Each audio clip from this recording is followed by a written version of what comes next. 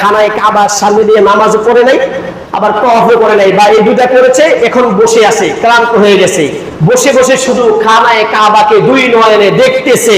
নবীজি বলেন ইশরিনা লিন-নাযিরিন, যারা শুধু খানায় কাবাকে সামনে নিয়ে বসে বসে দেখবে তারা বৃষ্টি রহমতের ভাগীদার হয়ে যায়। জোরে বলেন সুবহানাল্লাহ। আমার ভাইরা, এমন একটি ঘর হলো খানায় কাবা। যুগ যুগ ধরে এই খানায় কাবার ভিতরে মানুষ যায়, খানায় কাবার এখানে যে মানুষ তওয়াফ করে, মানুষ খানায় কাবাকে তওয়াফ করতেছে, খানায় কাবাকে দেখতেছে, সেখানে যায় নামাজ পড়তেছে।